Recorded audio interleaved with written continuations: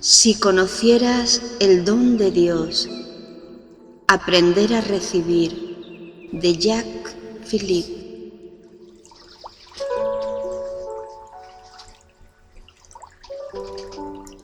Presentación. Los capítulos de este libro tienen distintos orígenes. Algunos son artículos ya publicados en revistas. Otros son conferencias que he pronunciado en estos 2 últimos años en diferentes lugares y que he revisado para mejorar el texto. Me ha parecido que valía la pena agruparlos en una publicación para hacerlos accesibles a un mayor número de personas y animarlas en su vida cristiana. Tratan de diversos aspectos de la vida espiritual que profundizan o completan lo que ya he tratado en mis libros anteriores: la apertura al Espíritu Santo, la oración, la libertad interior, la paz del corazón, etc. Lo que proporciona unidad a estos capítulos es la visión de que la existencia cristiana no consiste ante todo en un esfuerzo humano inquieto y tenso, sino en la acogida del don de Dios. Si conocieras el don de Dios, dice Jesús a la mujer de Samaria en el Evangelio de Juan. El cristianismo no es una religión del esfuerzo humano, sino una religión de la gracia divina. Cuando la Iglesia canoniza a uno de sus hijos, celebra sin duda la respuesta de una persona a la llamada de Dios, pero sobre todo glorifica la misericordia del Padre, la fuerza que tiene esa misericordia para transformar una vida. Por gracia habéis sido salvados mediante la fe, y esto no procede de vosotros, puesto que es un don de Dios, afirma San Pablo en la carta a los Efesios. Ser cristiano no es ante todo una tarea que cumplir, una lista de cosas que hay que hacer, sino sobre todo acoger mediante la fe, una fe llena de esperanza y amor, el don inmenso que se nos ofrece gratuitamente.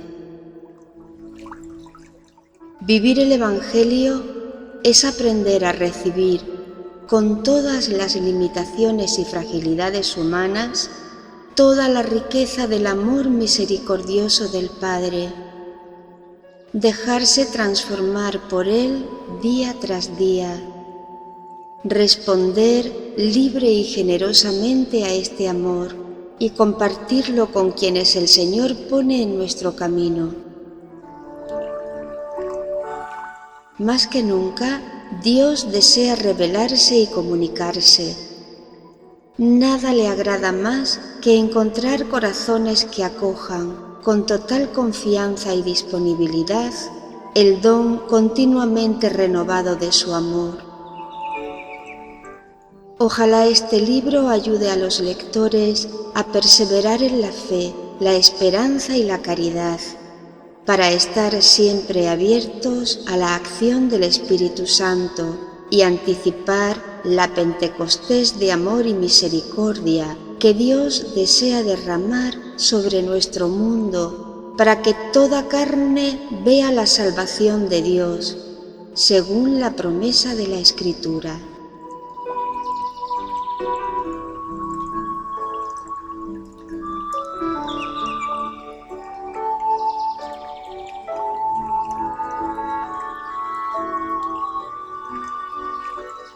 La receptividad espiritual.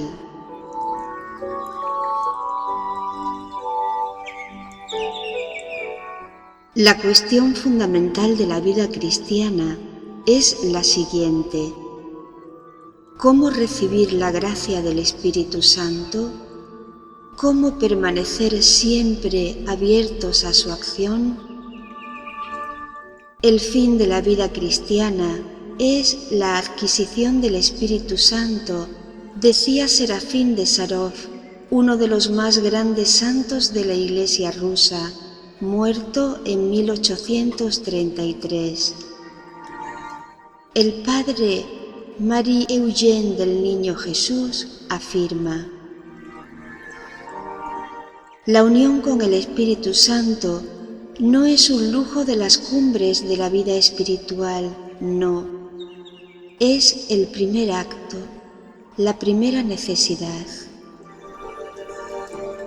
En efecto, sin la gracia del Espíritu Santo no podemos hacer nada bueno ni duradero.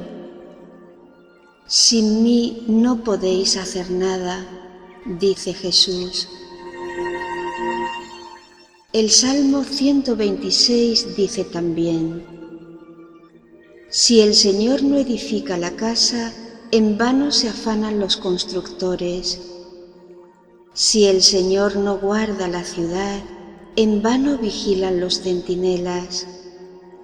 Y añade con un cierto humor: en vano madrugáis y os vais tarde a descansar los que coméis el pan de fatigas, porque Él se lo da a sus amigos mientras duermen.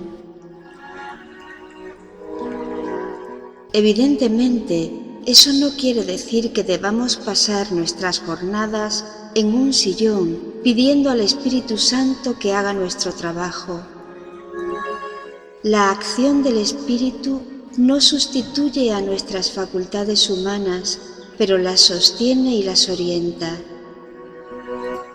Una de las primeras condiciones para recibir al Espíritu Santo es la generosidad en el servicio y la entrega de nosotros mismos, porque dando es como se recibe. Este salmo nos recuerda, sin embargo, una verdad fundamental. Si nuestra reflexión y nuestra actividad no son iluminadas y sostenidas por la gracia divina, corren un riesgo serio de quedar estériles. Podemos, a veces, agotarnos en unas empresas que no producen nada fecundo ni duradero, porque actuamos según nuestros pensamientos y nuestras propias fuerzas, en lugar de ser conducidos por el Espíritu Santo.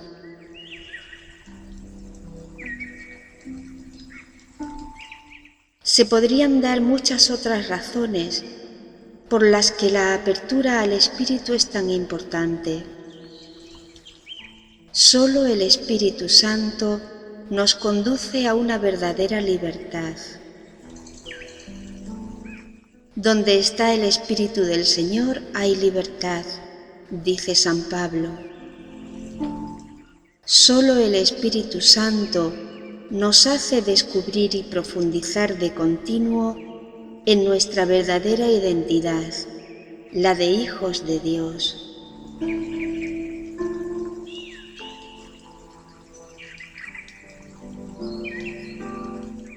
Algunas personas tienen la impresión de que ser cristiano consiste en hacer un cierto número de cosas y que cuantas más se hacen, mejor cristiano se es. Eso no corresponde en absoluto al Evangelio. Lo que importa en la vida cristiana no es precipitarse en una multitud de obras exteriores, sino descubrir y practicar las actitudes y comportamientos que nos abren a la acción del Espíritu.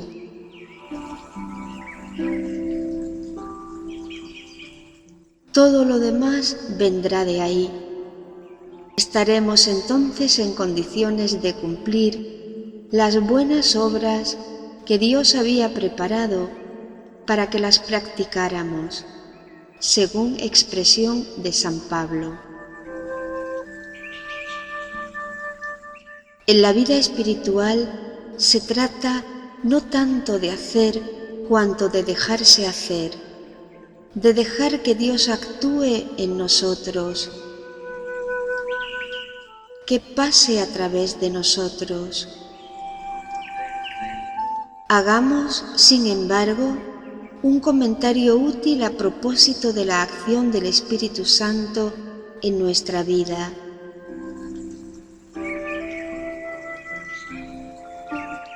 A veces el trabajo del Espíritu Santo es perceptible. Sentimos su presencia, su unción, pero con más frecuencia es secreto. A veces también el Espíritu nos enriquece con algunos dones, carismas, gracias, inspiraciones, etc. Pero otras veces nos empobrece, nos hace tomar conciencia de nuestra miseria radical. No se puede medir la presencia y la acción del Espíritu con criterios superficiales. A veces es sensible y a veces escondida, a veces gozosa, a veces dolorosa. Poco importa que la acción del Espíritu sea perceptible o no, que sea consoladora o nos ponga a prueba, siempre es fecunda. Lo que cuenta es practicar las actitudes que nos hacen receptivos a ella. La vocación cristiana nos llama a dar mucho, pero para dar mucho, sin que el don de sí acabe en agotamientos, amarguras o desilusiones, es necesario aprender a recibir. El mérito no está en hacer o dar mucho, sino más bien en recibir, en amar mucho, dice Teresa de Lisieux.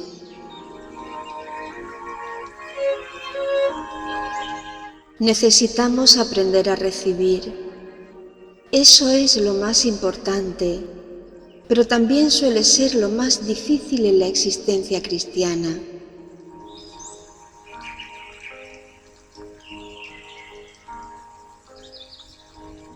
Sucede que nos cuesta dar porque estamos encerrados en nuestras avaricias, nuestros egoísmos, nuestros miedos. Pero también solemos tener dificultades para recibir. Observemos que incluso en el plano humano es a veces más fácil dar que recibir, amar que dejarse amar. Dar puede suponer una posición ventajosa para nuestro orgullo. Soy una persona generosa que da a los demás, que se gasta por ellos. Recibir es a veces más difícil. Supone una cierta humildad, reconocer que necesito al otro, y requiere también una confianza en el otro. Una apertura al otro que no siempre es espontánea. Todo esto para decir que recibir no es siempre tan fácil como se podría pensar. Es, sin embargo, la actitud fundamental de la vida espiritual, pues somos criaturas y dependemos totalmente del Creador. Somos también personas que necesitan ser salvadas, que dependen enteramente de la misericordia de Dios, algo que nos cuesta admitir. De hecho, todos pretendemos más o menos, conscientemente, ocupar el lugar de Dios, ser nosotros mismos la fuente de lo que somos y realizamos. Necesitamos comprender que lo más esencial y más fecundo de la vida humana es, por el contrario, una actitud de acogida, de receptividad, diría incluso de pasividad. Es pues vital aprender a recibirse a uno mismo y recibirlo todo de Dios. En la medida en que aprendemos a recibirlo todo de Dios, podemos dar a los demás lo mejor de nosotros mismos. Por eso quisiera describir ahora las disposiciones que me parecen más importantes para conseguir una constante receptividad a la gracia del Espíritu Santo. Serán 8. Esta cifra es, por supuesto, un poco arbitraria, pues no se pueden cortar los diferentes aspectos de la vida espiritual en porciones distintas, y se podría presentar de otro modo el tema que quiero tratar. Pero me ha parecido útil agrupar en 8 títulos los diferentes aspectos de la vida cristiana que permiten la apertura a la acción del Espíritu. Estos puntos son bien conocidos, pero me parece interesante recorrerlos desde el punto de vista de la noción sobre la que tanto insisto, la receptividad. Cada uno de estos puntos podría desarrollarse mucho más de lo que voy a exponer. Me contentaré con decir lo esencial, pues mi objetivo es presentar una visión sintética de esta cuestión.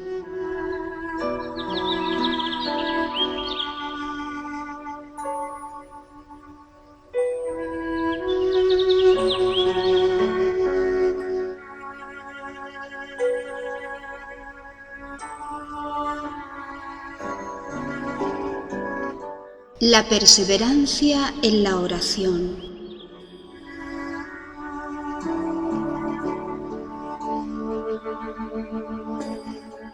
Leamos las preciosas palabras de Jesús en el Evangelio de Lucas. Pedid y se os dará. Buscad y encontraréis. Llamad y se os abrirá. Porque todo el que pide recibe, y el que busca encuentra, y al que llama se le abrirá. ¿Qué padre de entre vosotros, si un hijo suyo le pide un pez, en lugar de un pez le da una serpiente? ¿O si le pide un huevo le da un escorpión? Pues si vosotros, siendo malos, sabéis dar a vuestros hijos cosas buenas, ¿cuánto más el Padre del cielo dará el Espíritu Santo a los que se lo pidan?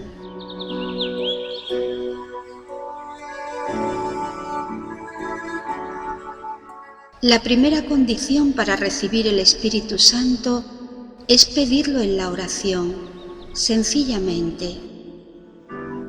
Por supuesto, es necesario que esta oración esté animada por un gran deseo y que sea perseverante. Pero nos permitirá obtener lo que necesitamos para vivir nuestra vocación cristiana. Me parece que estas palabras de Jesús, pedid y se os dará, son quizá las más consoladoras de toda la Escritura.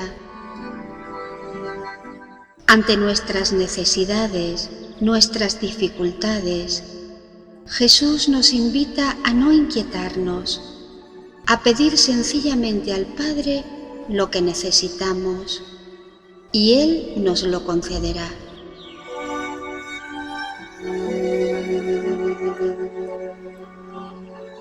Dios oye la oración del pobre, sobre todo si pide este bien esencial que es la gracia del Espíritu Santo. Además de esta oración de petición, debemos también practicar la oración silenciosa, que es esencialmente una oración de receptividad. Cuando dedicamos unos tiempos a la oración personal, a la adoración, algo absolutamente indispensable, sobre todo hoy, no se trata de hablar mucho, de hacer mucho, de pensar mucho, sino sobre todo de acoger en la fe y el amor la presencia de Dios. La oración más profunda y más fecunda es la oración de pura receptividad. Aparte de los tiempos particulares que dedicamos a la oración personal o comunitaria, conviene hacer de toda nuestra existencia una conversación con Dios, según la invitación de San Pablo que nos dice: orando en todo tiempo, movidos por el Espíritu. San Juan de la Cruz da este consejo: toma a Dios por esposo y amigo con quien te andes de continuo, y no pecarás, y sabrás amar, y haránse las cosas necesarias prósperamente para ti.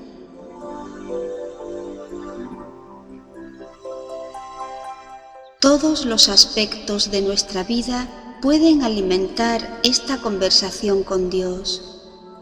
Lo que nos parece bueno para darle gracias, las dificultades para invocarlo, e incluso nuestras faltas para pedirle perdón. Hay que hacer fuego de toda leña. Todo puede alimentar y profundizar nuestra relación con Dios, tanto el bien como el mal.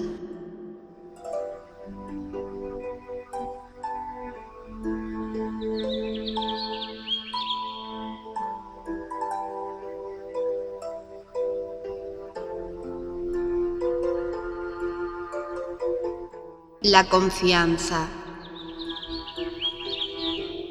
La confianza es claramente una actitud de apertura.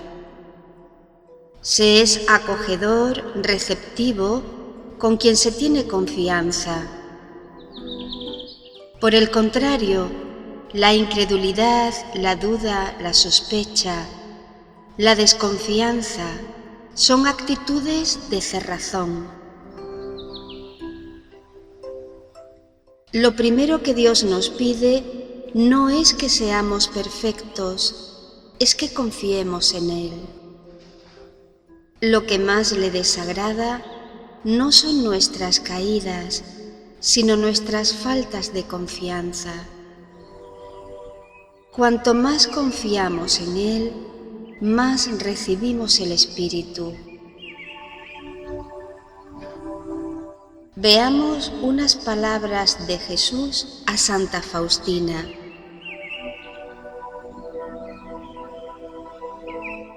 Las gracias de mi misericordia se obtienen con la ayuda de un único medio, que es la confianza.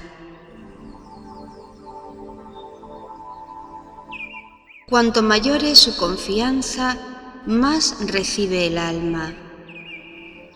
Las almas de una confianza ilimitada me dan una gran alegría, pues vierto en ellas el tesoro entero de mis gracias. Me gozo en que esperan mucho, pues mi deseo es darles mucho, darles abundantemente. Por el contrario, me entristece que las almas esperen poco, que encojan su corazón. La confianza y la fe tienen un poder inmenso para atraer la gracia de Dios. Como lo ha comprendido bien Teresa de Lisieux, Dios tiene un corazón de padre y no resiste ante la confianza filial de sus hijos. En particular, para concederles el perdón que tantas veces necesitan.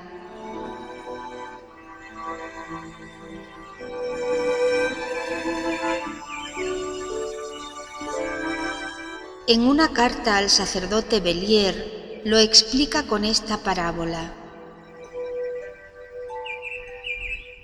Quisiera intentar haceros comprender, mediante una comparación muy sencilla, cuánto ama Jesús a las almas, incluso imperfectas, que tienen confianza en Él.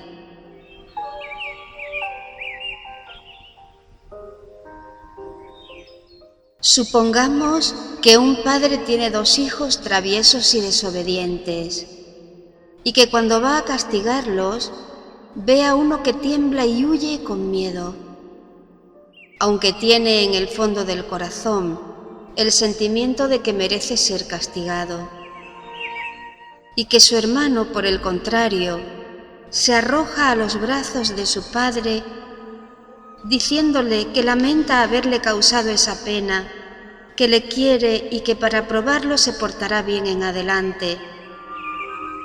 Y luego este hijo le pide al padre que le castigue dándole un beso.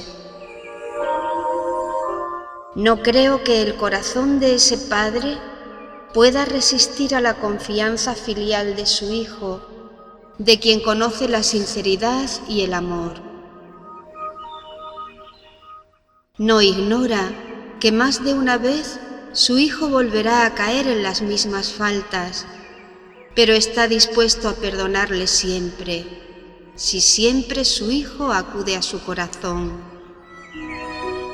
No os digo nada del primer hijo, querido hermanito. Tenéis que pensar si su padre puede quererle tanto y tratarle con la misma indulgencia que al otro.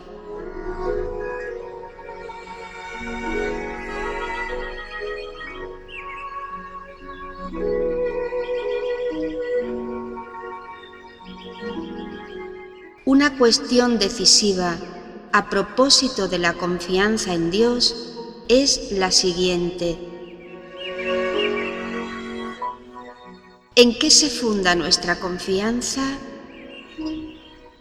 ¿En nosotros mismos? ¿En nuestras obras, nuestros logros, nuestros éxitos?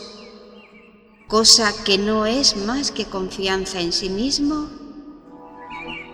¿O bien se funda exclusivamente en Dios y en su infinita misericordia? Lo que quiere decir que incluso en la pobreza, el fracaso, las caídas, esta confianza se mantiene firme. La verdadera confianza, la que está fundada en Dios, cuyo amor no cambia jamás, es la que practicamos no solo cuando todo va bien, cuando estamos satisfechos de nosotros mismos, sino igualmente cuando nos enfrentamos a nuestras limitaciones y miserias. Aunque yo hubiese cometido todos los crímenes posibles, dice Teresa, tendría siempre la misma confianza.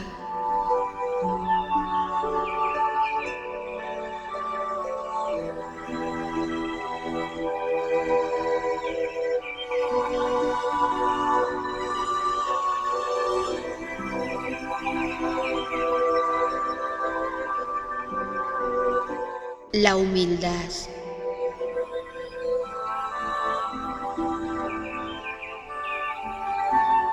La humildad tiene una gran influencia para atraer la gracia del Espíritu Santo. Veamos lo que dice San Pedro en su primera epístola.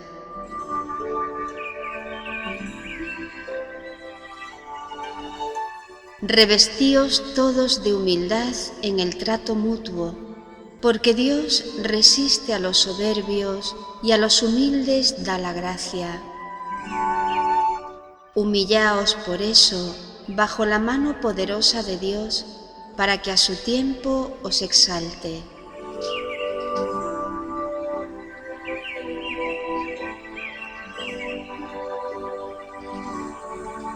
La humildad es condición esencial para recibir la plenitud de los dones del Espíritu.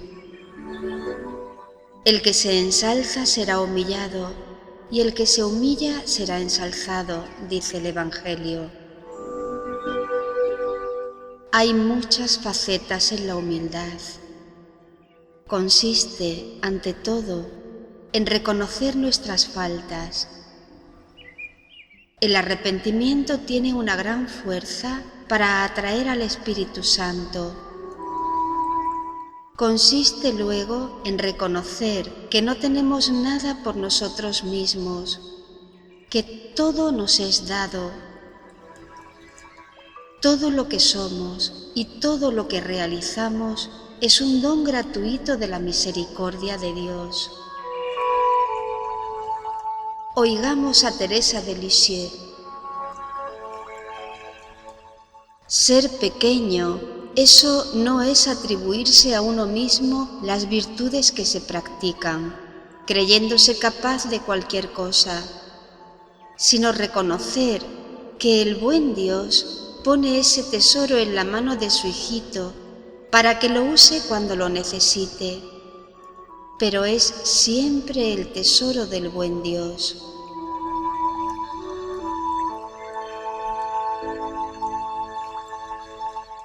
Ser humilde es también conformarse con nuestra debilidad, reconocer y aceptar nuestras limitaciones.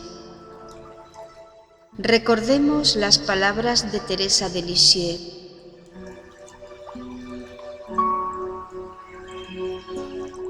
Lo que agrada a Dios de mi alma es verme amar mi pequeñez y mi pobreza. Huyamos lejos de todo lo que brilla, amemos nuestra pequeñez, amemos no sentir nada. Entonces seremos pobres de espíritu y Jesús vendrá a buscarnos. Por muy lejos que estemos, nos transformará en llama de amor.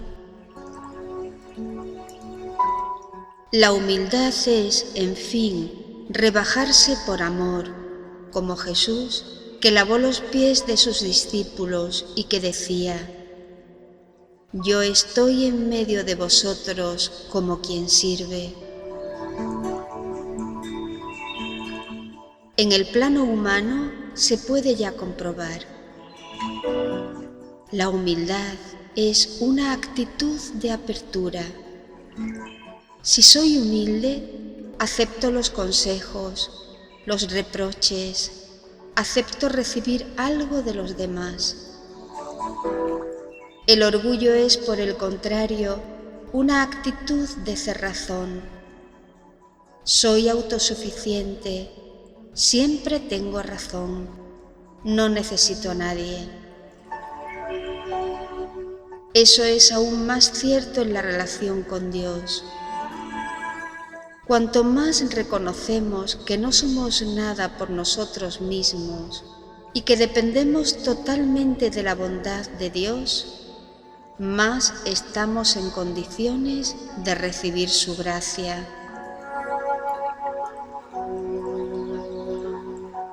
Con frecuencia son nuestras faltas de humildad las que impiden que Dios nos colme tanto como quisiera. Veamos lo que escribe a sus hermanas una monja francesa del siglo XVII, Catherine Mechtilde de Bar. Dios no desea otra cosa que llenarnos de Él mismo y de sus gracias, pero nos ve tan llenos de orgullo y de estima de nosotros mismos que eso es lo que le impide comunicarse. Pues si un alma no está fundada en la verdadera humildad, es incapaz de recibir los dones de Dios. Su amor propio los devoraría y Dios se ve obligado a dejarla en sus pobrezas, en su oscuridad y esterilidad, para convencerla de su nada, tan necesaria en esta disposición de humildad.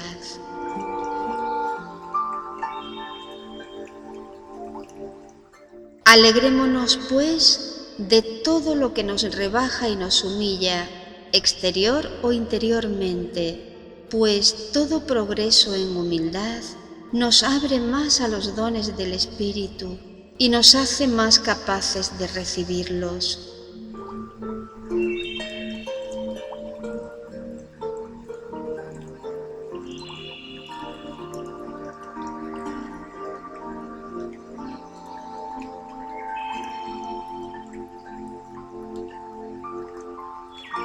La obediencia.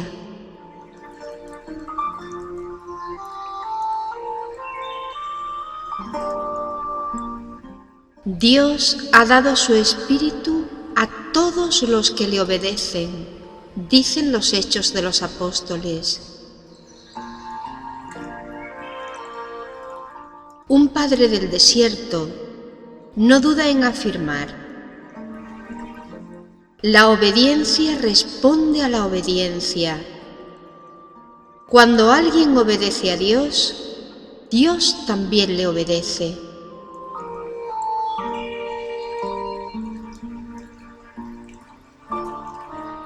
Es claro que cuanto más deseemos hacer la voluntad de Dios, tanto más recibiremos la gracia necesaria para cumplirla.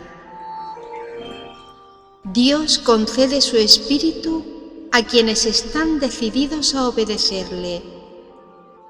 Dios no niega nada a los que no le niegan nada. Esta obediencia, que por supuesto no debe proceder del miedo, sino ser inspirada por la confianza y el amor, es también una forma importante de receptividad espiritual. Puede presentar formas muy diferentes: obediencia a la palabra, a la autoridad de la Iglesia, a tal o cual autoridad humana legítima. Se expresa también al someternos unos a otros por amor, sobre lo que insiste tanto San Pablo. Estad sujetos unos a otros en el temor de Cristo.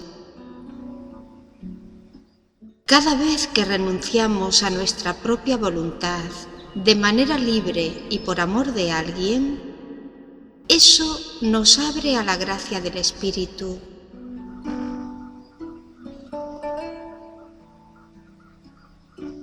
Otro aspecto de la obediencia filial del cristiano es la obediencia interior a las mociones e inspiraciones del Espíritu. La fidelidad a una gracia atrae otras gracias. Cada vez que obedecemos a una inspiración divina, nuestro corazón se dilata y se hace capaz de recibir más gracias. Quiero insistir, además, en lo que se podría llamar obediencia a los acontecimientos de la vida. No consiste en caer en la pasividad o el fatalismo, sino en acoger con confianza las situaciones que atravesamos, en la certeza de que la providencia del Padre lo dispone todo para nuestro bien. Esta última forma de obediencia tiene una importancia fundamental. Cuanto más acepto con confianza los sucesos de mi existencia, incluso los que me contrarían, más recibo la gracia del Espíritu Santo.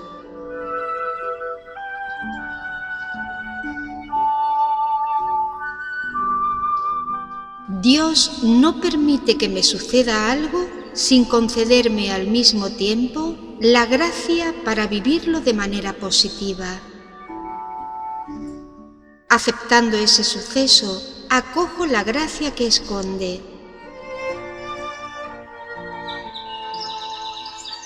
El consentimiento a todos los aspectos de la existencia es una forma fundamental de receptividad al Espíritu. La vida muestra su coherencia y su belleza cuando se la acepta toda entera. Así dice Etty Hillesum. Es una experiencia cada vez más fuerte en mí estos últimos tiempos. En mis acciones y sensaciones cotidianas más íntimas se desliza un atisbo de eternidad. No soy la única que está cansada, enferma, triste o angustiada. Lo estoy al unísono de millones de otros a través de los siglos. Todo eso es la vida. La vida es bella y plena de sentido en su absurdo, por poco que se sepa encontrar un lugar para todo y cargar con todo en su unidad. Entonces la vida, de una manera u otra, forma un conjunto perfecto.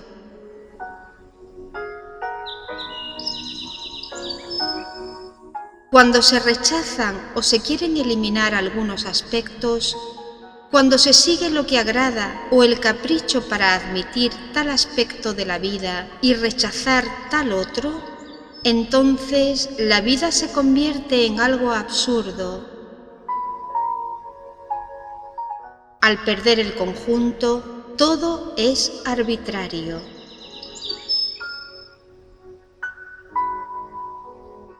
Esta forma de obediencia nos recuerda las palabras de Jesús a Pedro cuando se apareció en la ribera del lago de Tiberíades después de la resurrección. En verdad te digo, cuando eras más joven te ceñías tú mismo y te ibas a donde querías, pero cuando envejezcas extenderás tus manos y otro te ceñirá y te llevará a donde no quieras.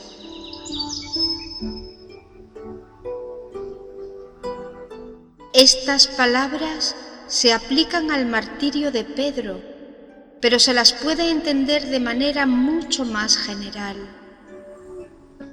La vida nos conduce a veces por caminos que no hemos elegido, pero a los que tenemos que conformarnos por amor. Ese consentimiento se convierte entonces en fuente de gracia, de unión con Dios, de experiencia de la presencia del Espíritu Santo que viene en socorro de nuestra debilidad. En su primera epístola, San Pedro se expresa así: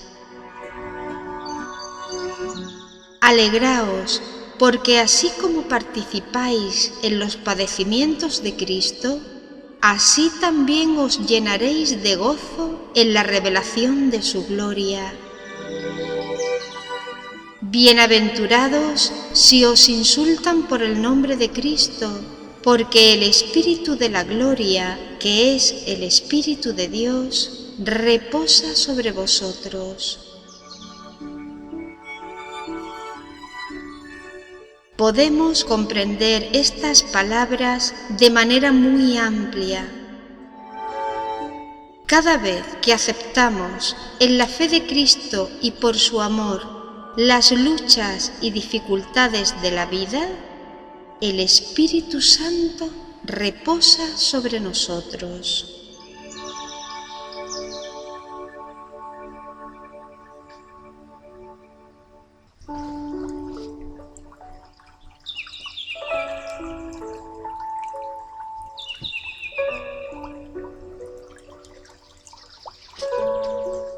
La práctica de la paz interior.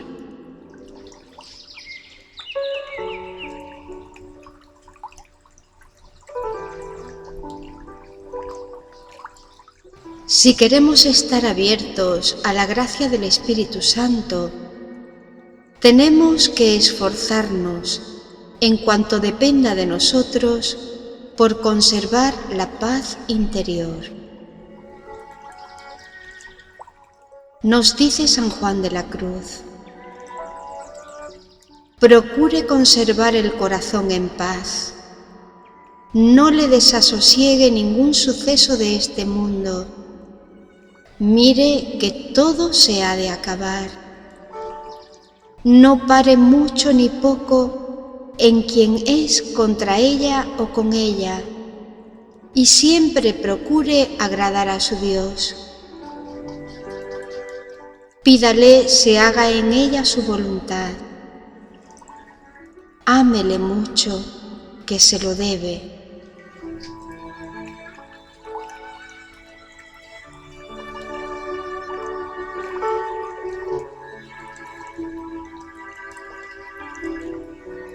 He moderado y acallado mi alma, dice el Salmo 130. Cuanto más tranquilo y abandonado está el corazón, mejor puede recibir la moción, la luz y la ayuda del Espíritu Santo. Por el contrario, turbarse, agitarse, inquietarse, nos cierra a la gracia. Vuestra salvación está en convertiros y en tener calma.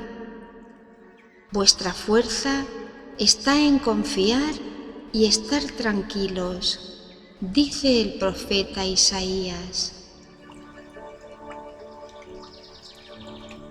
Estemos atentos a este punto importante.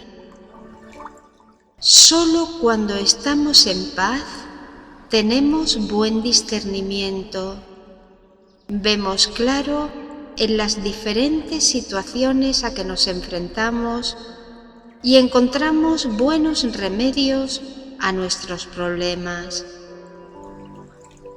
Es inevitable pasar por momentos de tempestad, de turbación e inquietud, pero debemos ser bien conscientes de que nuestra percepción de la realidad está entonces condicionada por nuestras emociones negativas. Hay que esperar que la paz vuelva antes de cambiar cualquier cosa en nuestras resoluciones fundamentales. Mechtilde de Bar da este consejo a una de sus hermanas. Sea fiel en conservar la paz interior, pues cuando se la pierde, no se ve ni gota, no se sabe a dónde se va.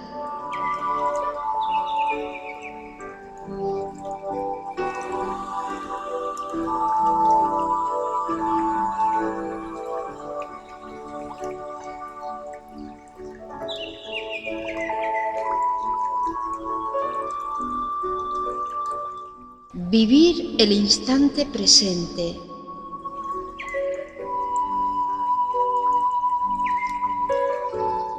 Una condición importante de receptividad al Espíritu Santo es vivir el momento presente. Cuanto más estamos en el instante presente, evitando volver atrás al pasado y las proyecciones en el porvenir, más en contacto estamos con la realidad, con Dios, con los recursos interiores que nos permiten asumir nuestra vida. Más receptivos somos a la acción de la gracia. Los lamentos estériles, rumiar el pasado, las inquietudes por el porvenir, nos separan, por el contrario, de la gracia divina. Si sometemos nuestro pasado a la misericordia de Dios, confiamos nuestro porvenir a su providencia y hacemos hoy sencillamente lo que se requiere de nosotros, dispondremos de la gracia necesaria un día tras otro.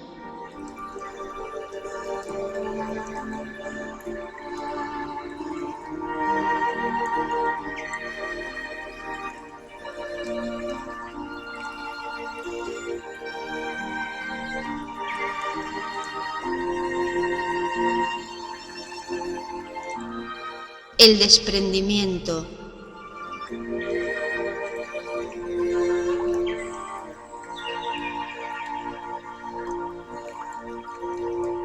Para dejar al Espíritu Santo actuar en nosotros, se necesita ir ligero de equipaje y desprendimiento. Tener nuestro corazón libre y desprendido de todo. Si estamos apegados a nuestros planes, nuestros modos de ver, nuestro saber, no dejamos sitio al Espíritu. He oído a Sor Elvira, fundadora del Cenáculo, una piadosa obra que acoge a jóvenes drogadictos, decir en el curso de una conferencia para sacerdotes: estoy siempre dispuesta para hacer en los próximos 5 minutos lo contrario de lo que había previsto. Claro que es necesario tener proyectos, emprender trabajos, pero con un total desprendimiento. Nos dice Juan de Bonilla, un franciscano del siglo XVII, que vuestro corazón no sea esclavo de nada. Al formular cualquier deseo, que sea de modo que no sintáis pena en caso de fracaso, mas permanezca vuestro espíritu tan tranquilo como si no hubieseis deseado nada.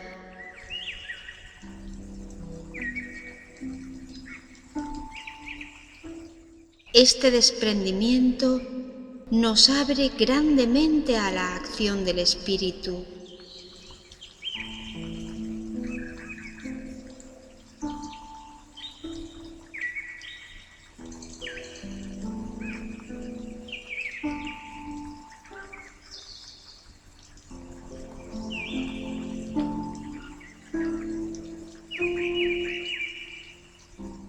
La gratitud.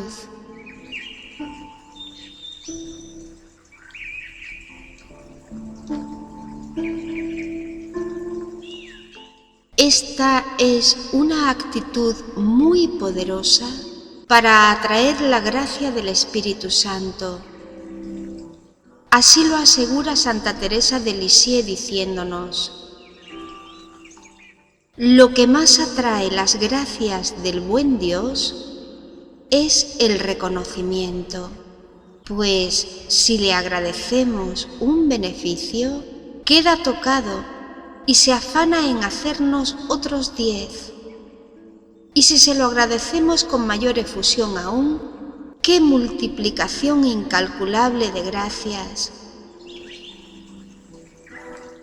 Lo tengo experimentado, probadlo vosotros y veréis. Mi gratitud no tiene límites por todo lo que me da y se lo demuestro de 1000 maneras.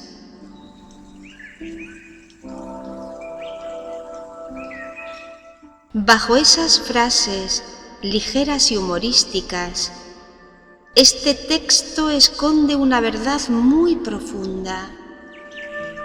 La gratitud nos abre a los dones de la gracia.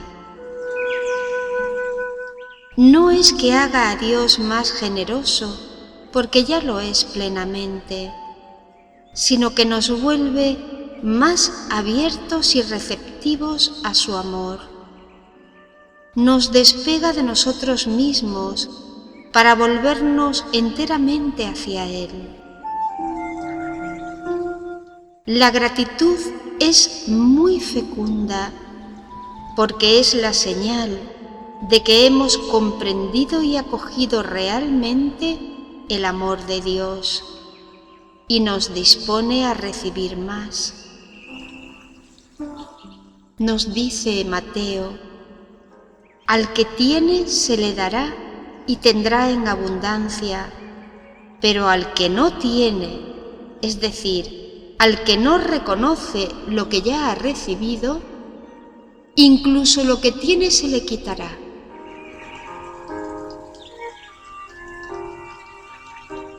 El amor atrae al amor. La gratitud es una actitud muy eficaz de receptividad, mientras que la ingratitud, la queja, la envidia, la reivindicación nos cierran el corazón y nos privan de los dones de Dios.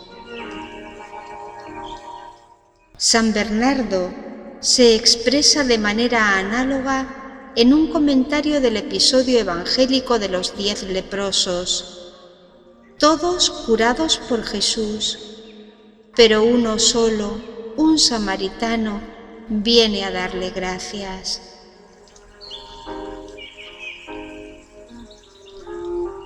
Bienaventurado quien, ante cada don de la gracia, se vuelve hacia aquel en quien se encuentra la plenitud de todas las gracias. Si nos mostramos sin ingratitud por los bienes recibidos, preparamos en nosotros un espacio para la gracia, a fin de obtener dones mayores aún. Es la ingratitud, y sólo ella, lo que nos impide progresar en nuestro compromiso cristiano, pues el dador, considerando como perdido lo que hemos recibido de él sin reconocimiento, se pone en guardia. Sabe que cuanto más diese a un ingrato, más echaría a pura pérdida. Bienaventurado, pues, quien se considera como un extranjero y que por los menores beneficios da gracias largamente. Escuchemos el mismo lenguaje en Sor Mechtilde de Bar, que dice: Te conjuro, hija mía, para que ocupes toda tu vida en el amor de humilde reconocimiento, en dar gracias a Dios, en alabarle y bendecirle por todos sus beneficios. Es una santa práctica donde encontré maravillas y aumentos de gracias muy particulares. Dando gracias a nuestro Señor, atraes nuevas bendiciones.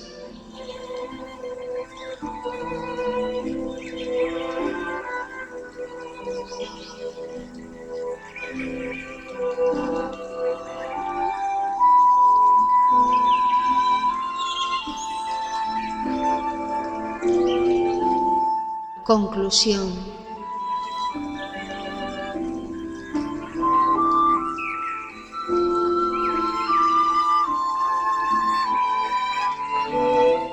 Si tratamos de practicar día tras día las siguientes actitudes: la perseverancia en la oración, la confianza, la humildad, la obediencia, la paz interior, vivir el instante presente, el desprendimiento y la gratitud,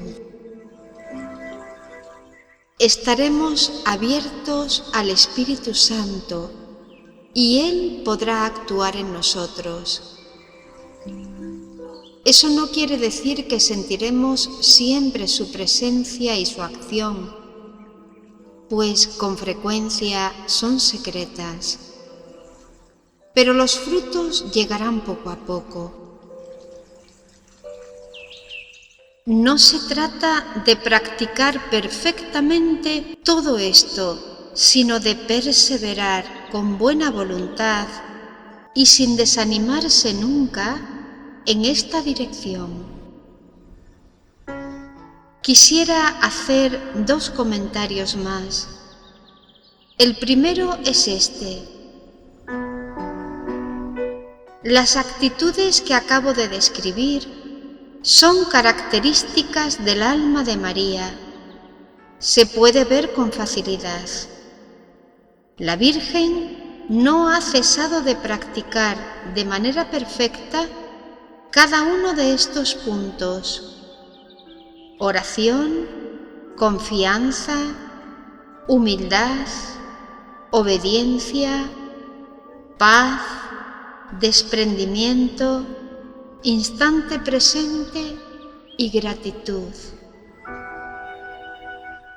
El último secreto para recibir la abundancia del Espíritu es confiarnos totalmente a la Virgen Santa para que ella nos enseñe sus disposiciones interiores, nos guarde fieles cada día de nuestra vida y supla lo que nos falte. Cuanto más cerca estemos de María, mejor recibiremos al Espíritu Santo. Mi segundo comentario es evidentemente un acto de fe. La confianza también deriva de la fe. La humildad, aceptación de mi pequeñez, es un acto de fe. Puedo aceptarme pobre porque pongo toda mi fe en Dios y lo espero todo de Dios y de su fidelidad. La paz se fundamenta en la fe. ¿Cómo estar en paz en un mundo incierto, sino porque apoyamos nuestra fe en la victoria de Cristo? Vivir el instante presente es también un acto de fe. Pongo en manos de Dios mi pasado y mi porvenir, y creo que Él está hoy conmigo. El desprendimiento es, del mismo modo, un acto de fe. Puedo ser libre y desprendido de todo lo de este mundo, porque sé que el amor de Dios es el bien esencial que nunca me faltará. En cuanto a la gratitud, es también una expresión de nuestra fe en la bondad y fidelidad del Señor. Pues bien, estos dos comentarios se resumen en uno. La grandeza de María es la grandeza de su fe. Está llena del Espíritu a causa de su fe, y lo que más desea comunicarnos es precisamente la fuerza de su fe. Por la fe se nos comunica toda gracia, todo don del Espíritu, toda bendición divina, como no cesa de afirmar San Pablo. La fe es la esencia de nuestra capacidad de recibir los dones gratuitos de Dios. Se comprende así por qué Jesús insiste tanto en este punto en el Evangelio. ¿Dónde está vuestra fe?